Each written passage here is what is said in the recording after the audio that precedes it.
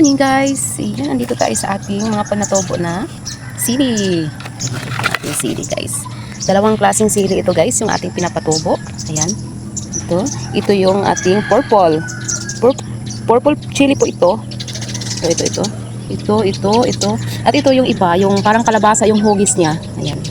So ayan, hindi po ako sure kung saan sa dalawa ang pangalan talaga niya, yung rocoto paper ba or chili bell pepper. Ayan.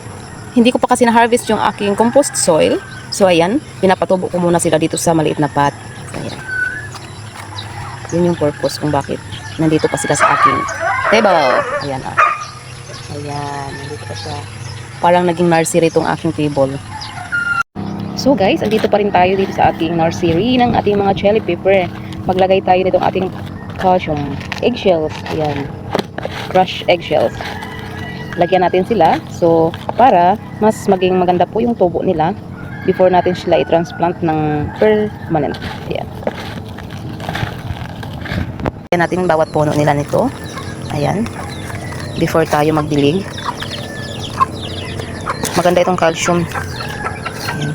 Para maganda ang tubo ng ating mga tanim at hindi malalaglag yung kanilang mga dahon.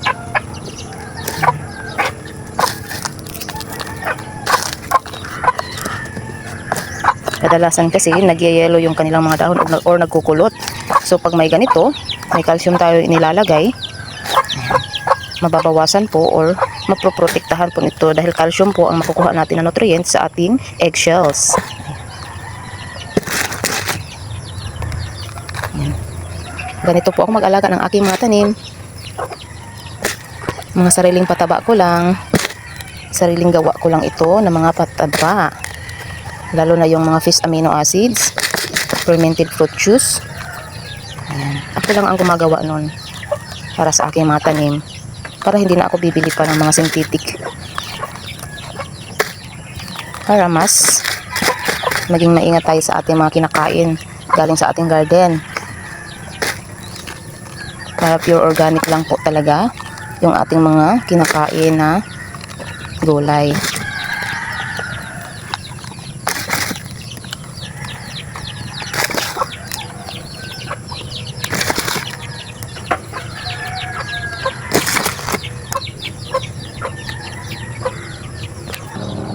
So ayan, tapos na.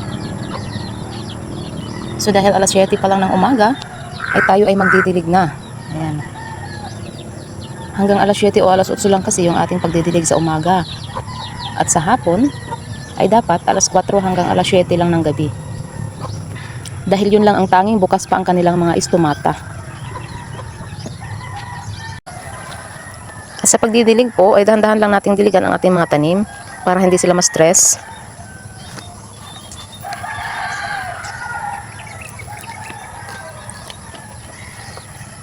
Ang sili nga pala, ay wag nyong araw-arawin ang pagdidilig.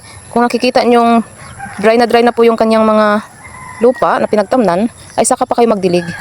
Hindi kasi ito matakaw sa tubig eh. Yung mga chili. At ayaw nila yung masang-masa palagi yung kanilang lupa.